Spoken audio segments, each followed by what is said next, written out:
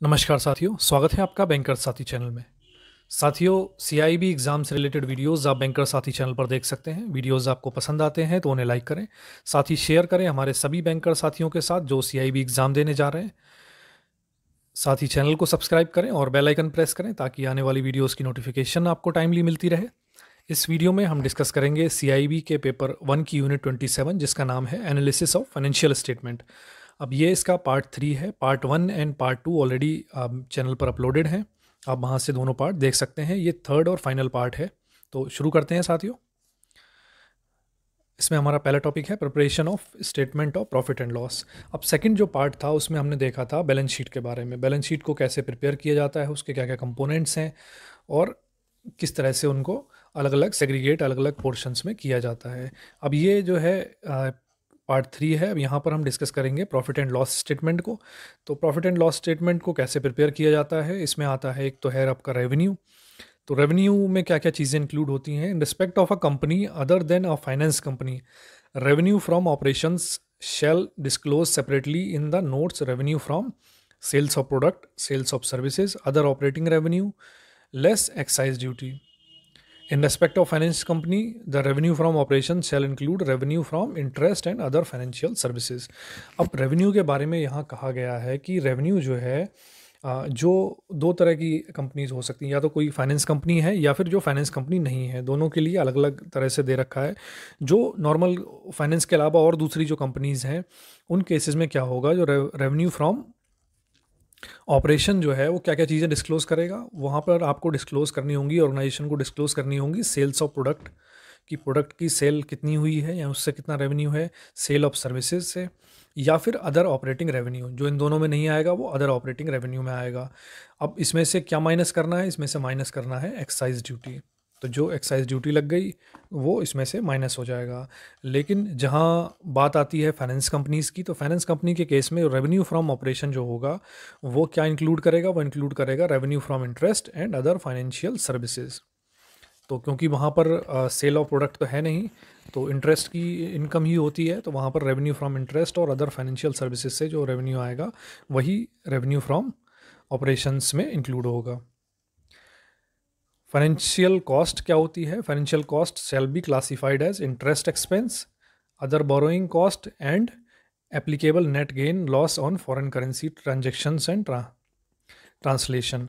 अब financial cost, finance cost का मतलब है कि कोई फाइनेंस जो प्रोक्योर किया गया है, जो पैसा लिया गया है अपने जो ऑपरेशंस हैं, कंपनी के बिजनेस जो है उसको चलाने के लिए जो पैसा उठाया गया है उसकी जो कॉस्ट आ रही है वो कितनी है, उसको हम फाइनेंस कॉस्ट कहते हैं।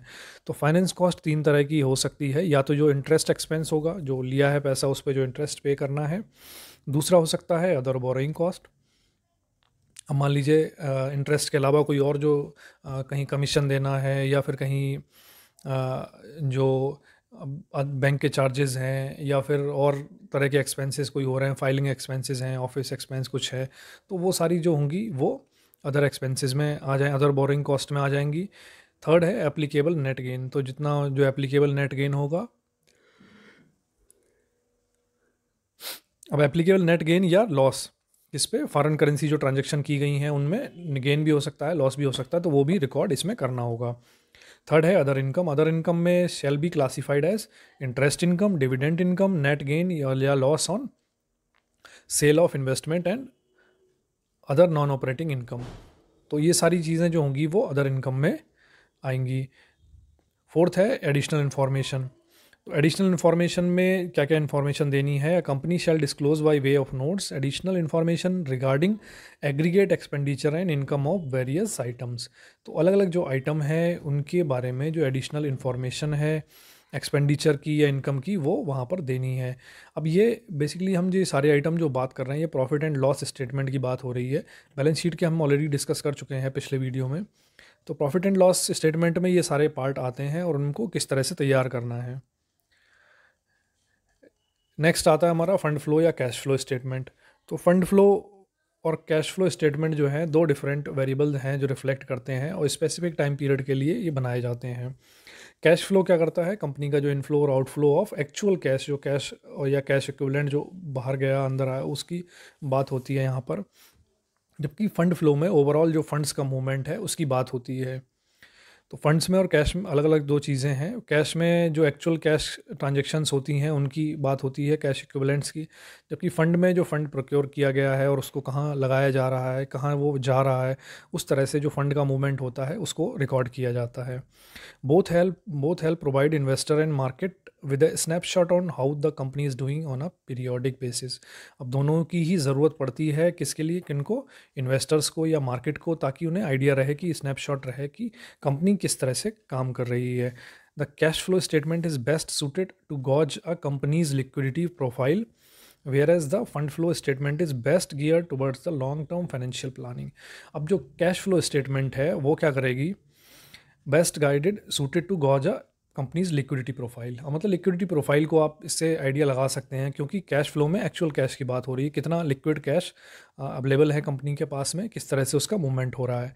और फंड फ्लो स्टेटमेंट जो है, long term financial planning company की कैसी है उसके हिसाब से, उसको आप जानना चाहें, उसको आप एसेस करना चाहें, तो फिर फंड फ्लो स्टेटमेंट से वो किया जा सकता है।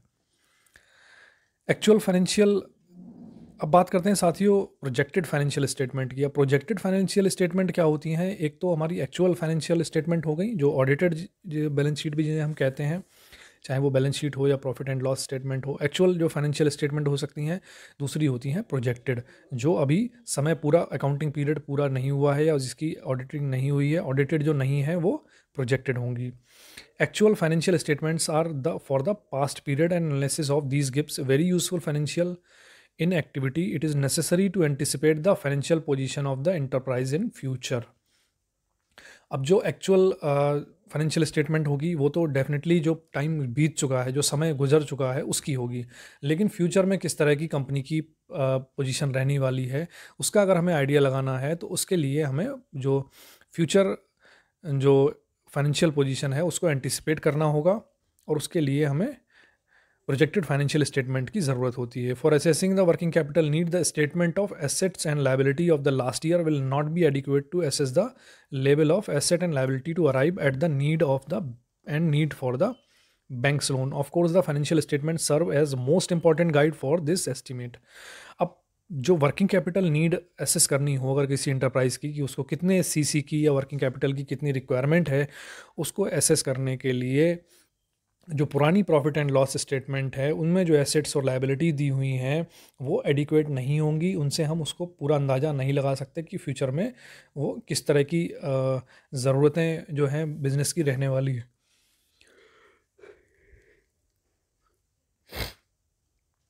Also, in case of a new enterprise, for the past period where no financial statement are available, it becomes necessary to decide on a level of activity and adequate financial expertise in the concerned person। तो ये दो चीज़ें हैं जहाँ पर सबसे ज़्यादा projected की ज़रूरत पड़ती है हमें। पहला है कि वर्किंग कैपिटल नीड जो एसेस करनी होती हैं उसमें देखना होता है कि फ्यूचर प्रोस्पेक्ट कैसे हैं कंपनी के, फ्यूचर में सेल्स वगैरह क्या रहेंगी, तो उनको एसेस करना होगा, उनको प्रोजेक्ट करना हो कि इतनी इतनी हो सकती हैं। दूसरा, जो कोई नई एंटरप्राइज़ है, अब कोई नई एंटरप्राइज़ है उसका तो पास्ट रिकॉर्ड कुछ है नहीं, अब नई बनी है, जो फाइनेंशियल स्टेटमेंट आएंगी, डेटा आएगा, वो प्रोजेक्शंस पर ही बेसिस होंगे, प्रोजेक्टेड ही होंगे वो। तो वहाँ भी हमें ज़रूरत पड़ेगी प्रोजेक्टेड की, क्योंकि अगर उनको फंडिंग करनी है तो वहाँ पर प्रोजेक्टेड फाइनेंशियल स्टेटमेंट की ज़रूरत होगी। Purpose for the analysis of financial statement by banker. तो फाइनेंशियल स्टेटमेंट को एसेस करना कि बैंकर जो है वो क्यों एसेस करता है फाइनेंशियल स्टेटमेंट को, उससे उनको क्या पता लगता है, क्या फ़ायदा होता है। तो ये अलग अलग जो रीज़न्स हैं जिसकी वजह से कोई बैंकर जो है वो फाइनेंशियल स्टेटमेंट को एसेस करता है, उन्हें हम देखेंगे। पहला है assessment of performance and financial position. As an analysis of financial statement reveals the trend of growth and its business and its profitability, by comparing these to the industry trend, opinion about the management and efficiency of the enterprises is formed. Also, the financial statements reveal the composition of assets and liability of the enterprises।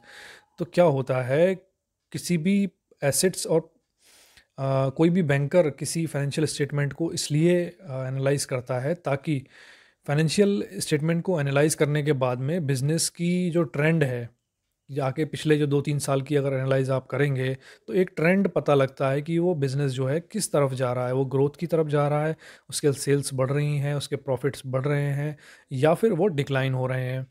Second है कि हम अगर उसकी जो financial जो position है, उसको compare करते हैं जो इंडस्ट्री का ट्रेंड चल रहा है। अब इंडस्ट्री के ट्रेंड से जब उस पर्टिकुलर ऑर्गेनाइजेशन का ट्रेंड जो है कंपेयर किया जाता है, तो उससे हमें ये पता लगता है कि जो कंपनी का मैनेजमेंट है वो कितना इनफिशिएंट है। यानी कि जो बाकी पीयर ग्रुप जो कंपनीज जो कर रही हैं, बाकी कंपनीज जो उनके कंपटीटर्स हैं सेम फील्ड में जो हैं, वो जिस जिस तरह से ग्रोथ ला रही हैं, क्या ये मैनेजमेंट इस काबिल है या ये कंपनी जो है इतनी इफ़िशिएंट है कि वो उतनी ग्रोथ ला रही है, उनसे आगे चल रही है या उनसे पीछे चल रही है। तो ये चीज़ें हैं इसमें। सेकंड है प्रोजेक्शन फॉर फ्यूचर परफॉर्मेंस, कि पास्ट परफॉर्मेंस का हमें पता लग गया, जो past performance is often a good indicator of for future performance. अब जो एक बार हम बैलेंस शीट वगैरह जब एनालाइज करेंगे, उसका ट्रेंड देखेंगे किस तरह से जा रहा है, तो फ्यूचर की भी प्रिडिक्शन करना या एस्टिमेट लगाना थोड़ा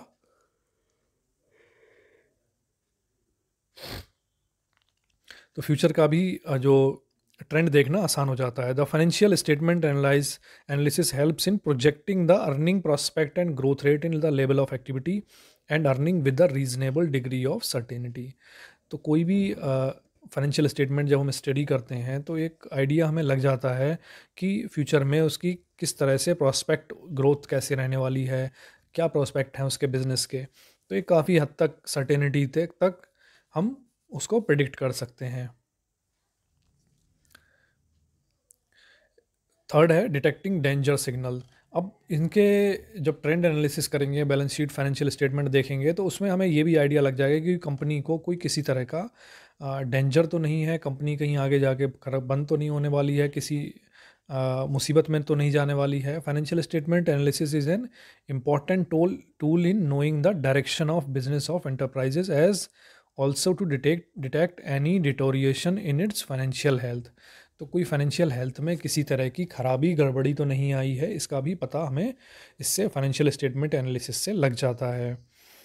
Being aware of any deterioration of the financial position, the bank can take preventive measures to minimize losses. Important ratios arrived at from the financial analysis also help the bank to achieve this goal. अब अगर कोई company है जिसकी balance sheet देखने के बाद में bank को ये लगता है कि ये आगे नेगेटिव साइड में जा रही है, डिटोरिएट हो रही है इसकी हेल्थ, बिजनेस हेल्थ, तो फिर बैंक जो है करेक्टिव मेजर्स ले सकता है, उसको बचाने की कोशिश कर सकता है। और दूसरा है कि इस बारे में जो इनके रेशियोज़ होते हैं फाइनेंशियल स्टेटमेंट्स से, हम जो फाइनेंशियल रेशियोज़ हैं वो भी कैलकुलेट कर सकते हैं।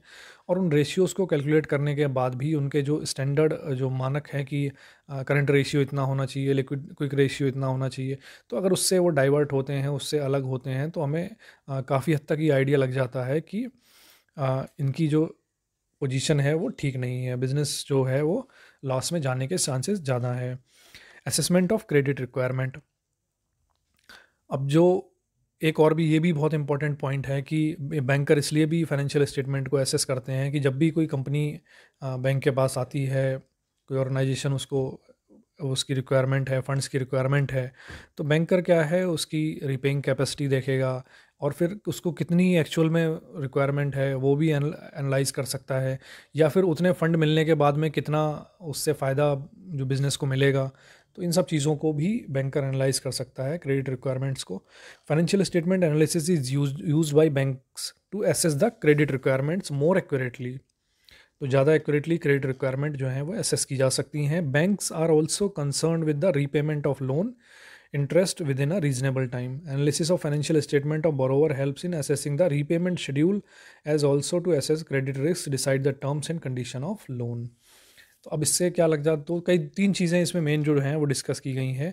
असेसमेंट ऑफ क्रेडिट रिक्वायरमेंट जो है कि एक्चुअली में उस एंटिटी को कितने क्रेडिट की रिक्वायरमेंट है, हमें ये पता लग जाएगा फाइनेंशियल स्टेटमेंट देखने के बाद में। दूसरा कि उसकी रीपेमेंट कैपेसिटी कितनी है, कितनी हम किस्त बनाएं, क्या वो रीपे कर पाएगा, क्या वो सीजनल तो नहीं है, मंथली इंस्टॉलमेंट बनानी है या क्वार्टरली बनानी है हमें, वो भी चीज़ें उससे अब क्लियर हो जाएंगी। उसकी इनकम किस तरह से है, रेवेन्यू किस तरह से आ रहा है उसका। और थर्ड है हमारा कि उसके टर्म्स एंड कंडीशन वगैरह किस तरह की लोन में रखनी है। तो इन सब का आइडिया जो है वो फाइनेंशियल स्टेटमेंट से लग जाता है। नेक्स्ट है एग्जामिन फंड फ्लो। अब फंड फ्लो को एग्जामिन किया जा सकता है कि उसके जो पैसा है वो कहाँ लग रहा है, जिस पर्पज़ के लिए फंड्स लिए गए हैं उसी पर्पज़ में लग रहे हैं, उसी काम के लिए लग रहे हैं। Also this is to ascertain the bank's fund have been used for the intended purpose and there is no diversion. ठीक है, कोई डाइवर्जन ऑफ फंड तो नहीं हो रहा है। Also the use of short term sources is examine to find out if there is any unacceptable mismatch created in the liquidity position. अब कई बार क्या होता है कि जो शॉर्ट टर्म फंडिंग होती है, जो वर्किंग कैपिटल दी जाती है, सीसी वगैरह, ओडी वगैरह, जो बिज़नेस को दी गई है, लेकिन वो बिज़नेस क्या कर रहा है, उस शॉर्ट टर्म कैपिटल जो फंडिंग को लॉन्ग टर्म एसेट बनाने में यूज़ कर ले रहा है, उससे मशीनरी ले आ रहा है, उससे वो बिल्डिंग बना के खड़ी कर रहा है।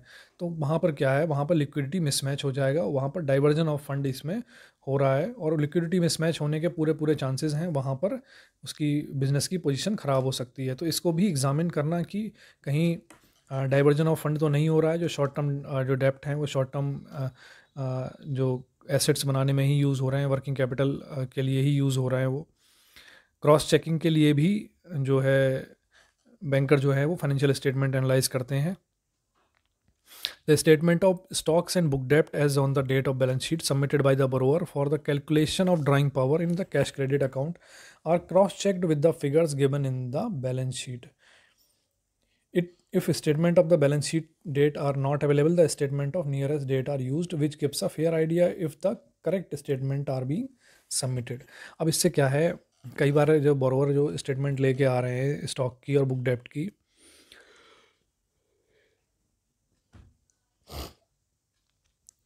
कई बार क्या होता है कि किसी borrower को मान लीजिए वर्किंग कैपिटल की रिक्वायरमेंट है, तो वो बैंक के पास जो स्टेटमेंट लेके आएगा, फाइनेंशियल स्टेटमेंट अपने जो कि मेरी इतनी सेल्स है और इतने मेरे स्टॉक है, इतना बुक डेप्ट है, तो वो सब लेके जब आएगा तो वो कई बार ज़्यादा वर्किंग कैपिटल मुझे मिल जाए ये करके वो अपनी सेल्स वगैरह जो है वो बढ़ा के दिखा दे, ऐसा हो सकता है। तो उसको क्रॉस चेक करने के लिए वहाँ पर बैलेंस शीट काम करती है कि या तो उस डेट की बैलेंस शीट और profit and loss statement analyse करके, फाइनेंशियल स्टेटमेंट एनालाइज करके हमें पता लगाया जा सकता है कि कितने जितने इसने स्टॉक्स वगैरह दिखाए हैं उतने ही बैलेंस शीट में भी उतना ही वो दिखा रखी है इन्वेंट्री वगैरह, तो वहाँ से पता लग जाएगा। या फिर दूसरा तरीका उसका ये है कि अगर उस डेट की अवेलेबल नहीं है तो उसकी जो नियरेस्ट डेट की अगर बैलेंस शीट मिल जाए तो वहाँ या वहाँ से भी ये काफ़ी हद तक आइडिया लग जाता है कि हाँ भाई इस डेट में इतनी थी, तो अब इतने दिनों के अंदर अंदर इतना इसकी बुक डेप्ट या सेल्स वगैरह हो सकती है, एक फेयर आइडिया उसका लग जाता है, तो क्रॉस चेकिंग भी हो जाती है। Techniques used in analysis of financial statement. अब फाइनेंशियल स्टेटमेंट को एनालाइज करने के 3 तरीके हैं जो मेनली यूज़ किए जाते हैं। तो bankers mostly use 3 method for analysis of financial statement. पहला है फंड्स फ्लो एनालिसिस, सेकंड है ट्रेंड एनालिसिस और तीसरा है रेशियो एनालिसिस। अब तीनों को हम एक एक करके देखेंगे। अब फंड फ्लो एनालिसिस क्या है? The total sources of fund are categorised as long term and short term. Similarly the total use are categorised as long term and short term. If the short term sources are more than the short term usages, it indicates diversion of working capital fund and need to be probed further. ठीक है, sometime it may be desirable things in case of companies with high current ratio. It may be desirable to use the idle fund for creating additional capacity. The guiding principle in this diversion should not affect the liquidity position of the company to unacceptable level.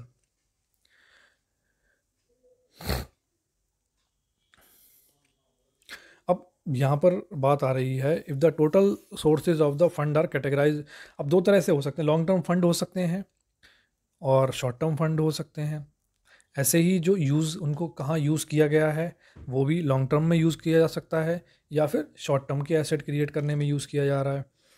तो अब अगर ऐसा है कि short term के जो sources हैं, अब शॉर्ट टर्म सोर्सेज कौन से हुए? शॉर्ट टर्म सोर्सेज हुए आपका CCOD, जो सोर्स ऐसे दिए गए हैं जिनको शॉर्ट टर्म में एसेट बनाने के लिए यूज़ करना है, तो वो शॉर्ट टर्म सोर्सेज हैं। Are more than the short term usages. अब लेकिन उनसे जो एसेट क्रिएट हुए हैं, यानी कि जो शॉर्ट टर्म यूजेस हैं वो कम है। शॉर्ट टर्म फंड ज़्यादा मिला था, लेकिन वो शॉर्ट टर्म जो एसेट बनाने में लगाया गया है, यूसेज में लगाया गया है, वो कम लगाया गया है। इसका मतलब क्या है? It indicates diversion of working capital fund and need to be probed further.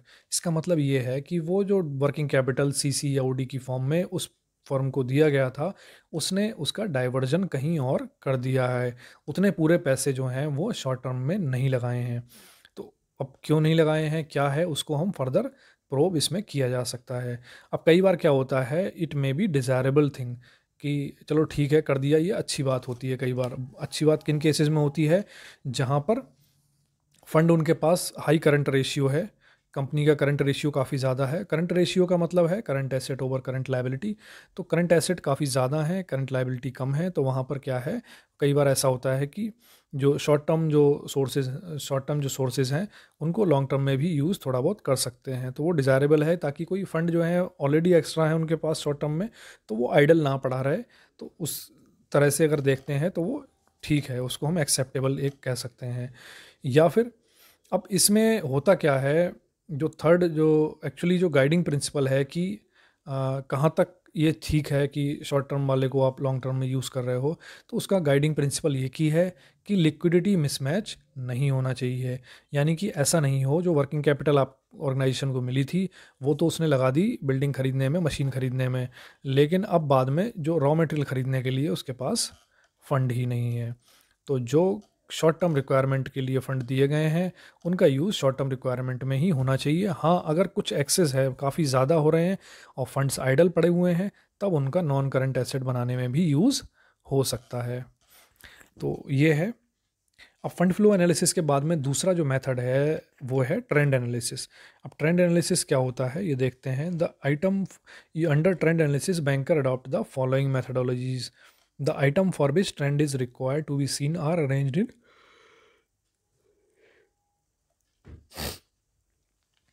The items for which trend is required to be seen are arranged in horizontal form and percentage increase or decrease from the previous year figure is indicated below it. Generally, this is used to see the trend of sale, operating profit, profit before tax, profit after tax, etc. From profit and loss account. Similarly, the balance sheet arranged in horizontal form give the trend of increase और decrease of various item. अब इसमें trend analysis में क्या है, जैसे कि नाम इसका सजेस्ट कर रहा है, हम ट्रेंड देखते हैं पिछले जो 2-4 सालों का, जिन जिन सालों का ट्रेंड देखना है उनको इस तरह से, उनका डेटा इस तरह से अरेंज किया जा सकता है कि अलग अलग जो साल के फिगर्स हैं वो एक साथ आ जाते हैं और उसके बाद में देख लेते हैं कि वो इंक्रीजिंग ट्रेंड में है या डिक्रीजिंग ट्रेंड में है। सेकेंड है common size statement are prepare to express the relationship of various items to one item in percentage terms. For example, consumption of raw material is expressed as a percentage of sales for different year and comparison of these figures gives indication of trend of operating efficiency. तो वही है कि यहाँ पर अलग अलग जो item है वो परसेंटेज वाइज शो किए जाते हैं कि वो, ताकि एक से दूसरे का रिलेशनशिप वहाँ पर निकाला जा सके। नेक्स्ट आता है रेशियो एनालिसिस। तो रेशियो एनालिसिस साथियों सबसे कॉमन मेथड है जो बैंकर यूज़ करते हैं। This is most common method for bankers for analysis of financial statement.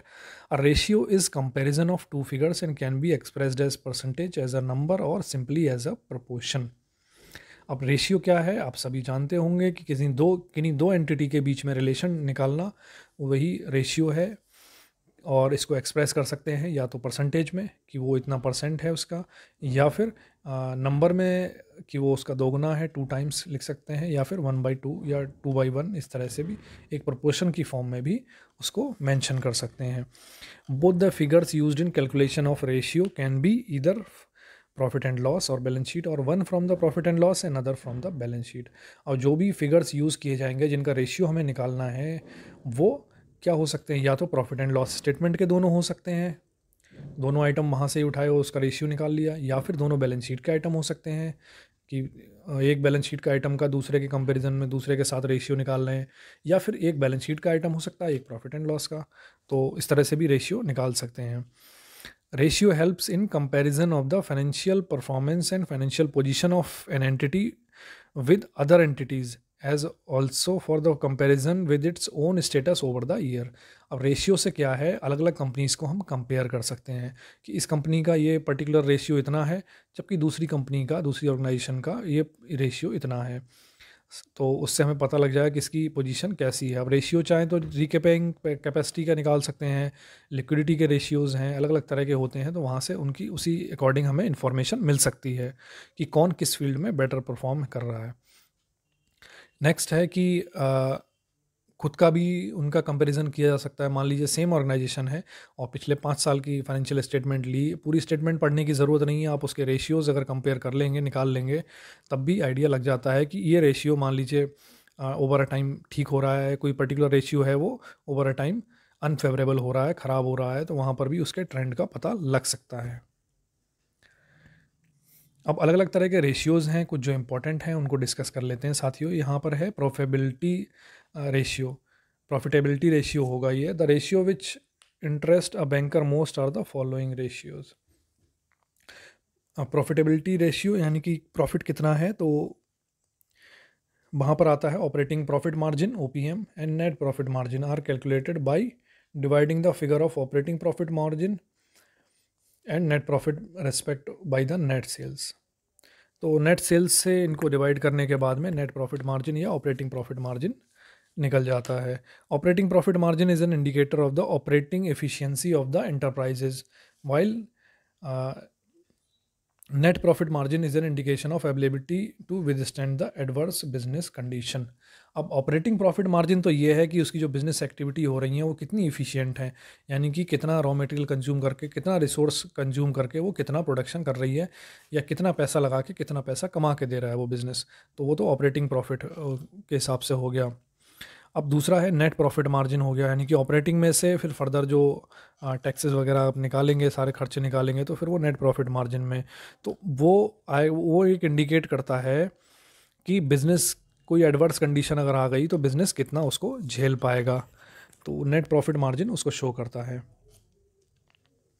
अब प्रॉफिटेबिलिटी हम रेशियो हमने देख ली है, लिक्विडिटी रेशियो भी इंपॉर्टेंट है। लिक्विडिटी रेशियो कौन कौन से होते हैं, करंट रेशियो या एसिड टेस्ट रेशियो या फिर क्विक रेशियो भी जिसे कहते हैं, तो ये दोनों एक ही हैं, एसिड टेस्ट रेशियो और quick ratio.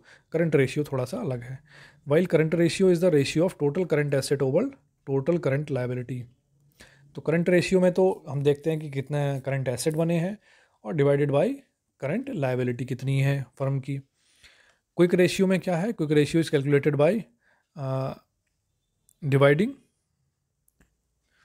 Current assets by total current liability.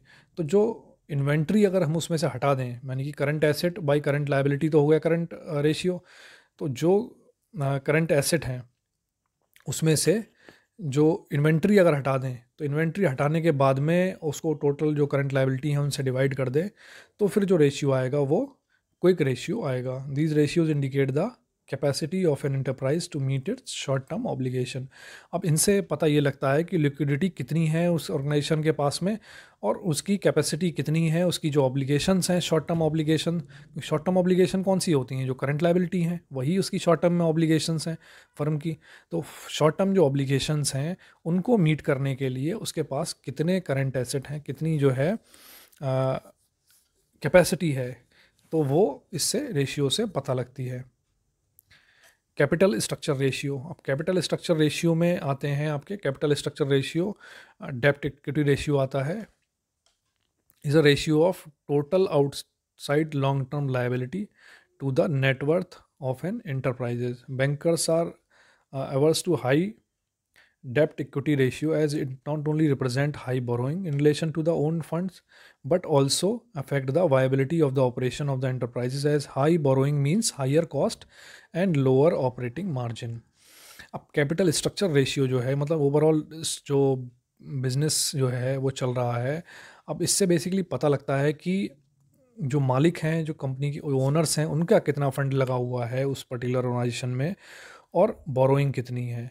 अब मान लीजिए सारा पैसा जो है वो उधार का ही उसमें लगा हुआ है, सारा डेब्ट ही लगा हुआ है और अपनी जो इक्विटी है जो शेयर होल्डर्स की या जो उनकी प्रमोटर्स की वो काफ़ी कम है, तो ऐसे केस में क्या होता है कि बैंक जो है ऐसी कंपनीज़ को फंडिंग करने को थोड़ा घबराते हैं। इन्वेस्टर्स अपना पैसा लगाने में थोड़ा चौंकते हैं, क्योंकि दो चीज़ें हैं, एक तो ये है कि अगर पैसा कम लगा होता है तो फिर इंटरेस्ट भी प्रमोटर्स का थोड़ा कम होता है, ऐसा माना जाता है। दूसरा ये है कि अगर उनकी बोरोइंग ज़्यादा है, ज़्यादा उन्होंने पैसा मार्केट से वहाँ से ले रखा है, इसका मतलब ये है उनको उस पर इंटरेस्ट भी ज़्यादा देना पड़ रहा होगा, उनकी कॉस्ट जो है वो ज़्यादा हो रही होगी, इंटरेस्ट कॉस्ट काफ़ी ज़्यादा हो जाएगी। उसकी वजह से क्या होगा, उसकी वजह से उनके ऑपरेटिंग मार्जिन पर फ़र्क पड़ेगा, ऑपरेटिंग मार्जिन कम हो जाएगा और प्रॉफिटेबिलिटी ओवरऑल कम हो जाएगी। In case of those enterprises which are not capital intensive, that is the requirement of fixed asset is low, the ratio may not indicate the correct picture, as working capital borrowing which are not indicated in debt equity ratio may be disproportionate to the capital. So banker used UTOL slash TNW ratio, the ratio of total outstanding liability to tangible net worth. तो अब यहाँ पर क्या होता है, डेप्ट equity ratio में एक जो है वो फ्लॉ है, वो ये है कि जहाँ पर जिन केसेस में कैपिटल इंटेंसिव नहीं है, यानी कि जो केसेस ऐसे हैं जहाँ पर बिल्डिंग में और मशीनरी में बहुत ज़्यादा पैसा नहीं लगता है, वहाँ पर ये ट्रू पिक्चर शो नहीं करता ऑर्गेनाइजेशन की। क्यों नहीं करता? क्योंकि इसमें इसमें जो हम लेते हैं, लायबिलिटी जो लेते हैं या डेप्ट जो लेते हैं, उसमें हम उसको वर्किंग कैपिटल को इंक्लूड नहीं करते हैं। जो शॉर्ट टर्म बोरोइंग है उसको इसमें हम इंक्लूड नहीं करते हैं। तो शॉर्ट टर्म बोरोइंग या वर्किंग कैपिटल जब इसमें इंक्लूड नहीं होती है तो ये टोटल जो ओवरऑल सिनेरियो है ऑर्गेनाइजेशन का वो प्रेजेंट नहीं करता है। इसीलिए बैंकर जो हैं DER के बजाय किसको यूज़ करते हैं ज़्यादा? Toll upon TNW, TOL upon TNW। तो ये क्या होता है, टोटल आउटस्टैंडिंग लायबिलिटी, मतलब कितनी लायबिलिटी फर्म के ऊपर है एज ऑन डेट, टोटल जो आउटस्टैंडिंग लायबिलिटी है, चाहे वो टर्म लोन हो या फिर CC हो, OD हो, सब कुछ जो है बिजनेस की टोटल जो लायबिलिटी है वो यहाँ आएगी डिवाइडेड बाय टेंजिबल नेटवर्थ। और बिजनेस की नेटवर्थ कितनी है, तो टेंजिबल नेटवर्थ से इसको हम डिवाइड करेंगे और इसी करेक्ट पिक्चर ये देता है। Ratios indicating ability to service interest and instalment. अब किसी बिजनेस को लोन देने से पहले बैंकर को ये भी देखना होगा कि वो बिजनेस इस पोजीशन में है कि वो अपना इंटरेस्ट और इंस्टॉलमेंट टाइमली वापस दे पाएगा या नहीं। तो इसे पहचानने के लिए भी कुछ रेशियोज़ हैं, और वो रेशियो कौन से होंगे? Interest coverage ratio ICR and डेप्ट service coverage ratio GSCR are the important ratio in the category. तो ICR क्या है? Is calculated by dividing EBIT, earning before interest and tax, की अर्निंग कितनी हो रही है इंटरेस्ट और टैक्स हटाने के बाद, by total interest on the long term borrowing, और कितना लॉन्ग टर्म बोरोइंग में इंटरेस्ट जाएगा, तो उससे उसको डिवाइड किया जाता है। Some analyst also defined ICR as EBITDTA divided by interest pay out. तो इंटरेस्ट पे आउट कितना होना है और earning before interest and tax जो है उसको हम डिवाइड करेंगे इंटरेस्ट पे आउट से। So before using this ratio the analysis on the should ensure that about the method of calculation. अब इस एनालिसिस को यूज़ करने से पहले इसीलिए मेथडोलॉजी इसकी जो चेक करनी काफ़ी ज़रूरी है कि वो कुछ एनालिस्ट क्योंकि अलग तरह से इसको कैलकुलेट कर रहे हैं और बाकी जो है वो दूसरे फार्मूला से कलेक्ट कर रहे हैं, तो दोनों में डिफरेंस यहाँ पर आ सकता है। तो इसीलिए इसको मेथडोलॉजी को भी देखना ज़रूरी है। अब DSCR की बात करें, DSCR साथियों काफ़ी ज़्यादा यूज़ होता है, स्पेशली जहाँ पर टर्म लोन बैंकर देते हैं तो वहाँ पर DSCR देखा जाता है। DSCR is the ratio of total cash flow before interest, यानी कि net profit depreciation interest on the long term borrowing to total repayment obligation. अब टोटल रीपेमेंट ऑब्लिगेशन कितना होगा? जो इंटरेस्ट होगा instalment interest on the long term borrowing, तो instalment और interest जो होगा लॉन्ग टर्म बोरोइंग पे वो टोटल रीपेमेंट ऑब्लिगेशन है उनका, उसको उससे डिवाइड किया जाएगा किसको? Total cash flow from before interest. तो जो टोटल कैश फ्लो है उसको हम डिवाइड करेंगे किससे? टोटल रीपेमेंट ऑब्लिगेशन से, तब ये DSCR निकल के आएगा। अब टर्नओवर रेशियो कौन कौन से होते हैं? टर्नओवर रेशियो में आते हैं inventory turnover ratio, debtor turnover ratio. अब जैसे कि नाम इसका सजेस्ट कर रहा है कि टर्नओवर रेशियो, तो टर्नओवर को हम इसमें देखते हैं कि टर्नओवर कैसा चल रहा है बिजनेस का। इन्वेंट्री टर्नओवर रेशियो जो होता है, this is an indicator of the movement of inventory, कि इन्वेंट्री जो है, स्टॉक जो है, उसका मूवमेंट किस तरह से हो रहा है। It is calculated by dividing cost of goods sold by average inventory. A higher ratio indicate faster movement of inventory. This is also used for calculating average inventory holding period. अब इससे ये भी पता लग जाता है कि average inventory holding period कितना है उस फर्म का, कितनी जल्दी यानी कि कितनी जल्दी जल्दी गुड्स मूव हो रही हैं, जितनी बन रही हैं साथ साथ मूव हो रही हैं या उनको टाइम लग रहा है। नेक्स्ट आता है डेप्टर टर्नओवर रेशियो। अब डेप्टर टर्नओवर रेशियो जैसे कि बताते हैं कि उनके जो डेप्टर्स हैं कंपनी के, वो कितनी जल्दी जल्दी पैसा उनको दे रहे हैं, यानी कि माल बिक रहा है, उनके जो डेप्टर खरीद रहे हैं डेप्ट पे, उसके बाद में कितनी जल्दी वो पैसा लौटा रहे हैं। It is an indicator of how fast the debtor are realised. It is calculated by dividing the credit sales by average debtor outstanding during the year. तो कितनी क्रेडिट सेल्स जो है वो आउटस्टैंडिंग रह रही है हर साल, तो उस हिसाब से इसको हम एवरेज डेप्टर के हिसाब से तो कैलकुलेट कर सकते हैं। Higher ratio indicate faster collection of डेप्ट। तो ज़्यादा रेशियो है इसका मतलब जल्दी कलेक्शन हो रहा है, जितना पैसा मार्केट में जा रहा है, जो उधार पे सामान बिक रहा है, उसका पैसा भी फटाफट आ रहा है। This also used for calculating average collection period. अब इससे हमें ये भी पता लग जाएगा कि एवरेज कलेक्शन पीरियड क्या है, कितने दिनों में ऑन एन एवरेज वो जो भी उधार पर माल बिकता है, कितने दिनों में ऑन एन एवरेज वो पैसा वापस आ जाता है। Deficiency in ratio analysis method. तो इस रेशियो एनालिसिस मेथड में क्या कोई डिफिशियंसी है, क्या डिफिशियंसी है वो देखते हैं। The profit and loss account covers the entire physical period whereas the balance sheet is on a particular date. तो हाँ, ये इसमें थोड़ा सा है कि प्रॉफिट एंड लॉस अकाउंट जो है वो पूरा फिजिकल जो पीरियड होगा, पूरे अमाउंट का जो पूरे टाइम जो होगा उसको कैलकुलेट करेगी, जबकि बैलेंस शीट क्या है, उस पर्टिकुलर डेट में क्या पोजीशन है ये बताती है। अब मान लीजिए आज की डेट में कोई बैलेंस शीट अगर किसी ऑर्गेनाइजेशन की बनाएगा, तो आज इस समय उसकी क्या पोजीशन है वो पता लगेगी। पूरे साल उसमें क्या हुआ, ऊपर नीचे कितना फंड कम हुए ज़्यादा हुए, ये सब चीज़ें उसमें जो नहीं कुछ भी आइडिया लगेगा। To compare an income statement figure such as sales to a balance sheet figure such as debtor, we need a reasonable measures to average debtor for the year, which is normally arrived at by using average of beginning and ending balance sheet figure. This approach does not eliminate problems due to seasonal and cyclical change or bunching of sales near the year end. अब है क्या साथियों, इसमें हम ना particular date की जो select करते हैं वही सारी दिक्कत है, क्योंकि कई ऑर्गेनाइजेशन होती हैं वो सीजनल होती हैं। सीजनल किसी डेट में आप बैलेंस शीट निकालेंगे तो उनकी बैलेंस शीट में बहुत कम छोटी बैलेंस शीट निकलेगी, और किसी डेट में उनके जो फिगर्स हैं वो काफ़ी अच्छे होंगे, काफ़ी हेल्दी होंगे। तो ये ट्रू पिक्चर उसका नहीं पता लगता इस तरह से। साइक्लिकल अप्रोच चेंजेस जो होते हैं जो ऑर्गेनाइजेशन के जो एसेट और लायबिलिटीज़ में, उनकी बोरोइंग्स में, तो ये सारे जो हैं उसकी ट्रू पिक्चर उससे रेशियो एनालिसिस मेथड में नहीं पता लगता। साथ ही कई बार ऐसा भी होता है कि जो सेल्स जो ईयर एंड के करीब में जो बंचिंग ऑफ सेल्स हो जाती है, उनके सेल्स जो है बढ़ जाती हैं, तो उससे भी थोड़ा सा सही जानकारी मिलने में दिक्कत होती है। तो ये है साथियों इसमें। तो इस वीडियो में साथियों इतना ही था। ये काफ़ी इम्पॉर्टेंट वीडियो है, समझने के लिए है, बहुत सारी चीज़ें इसमें समझने के लिए हैं। इसमें अलग अलग आपके जो प्रॉफिट एंड लॉस स्टेटमेंट के अलग अलग जो पार्ट हैं वो हैं। रेशियो है कि हमारे 3 तरह से जो हम फाइनेंशियल स्टेटमेंट को एनालाइज करेंगे, तो वो है फंड फ्लो है, टर्नओवर के हिसाब से है, और हमारे रेशियोज़ के हिसाब से है। खासकर जो रेशियो डिस्कस किए हैं वो काफ़ी इम्पॉर्टेंट हैं। तो इस वीडियो को साथियों ज़रूर 2-3 बार इसको देखें ताकि पूरा कॉन्सेप्ट जो है वो आपका क्लियर हो जाए।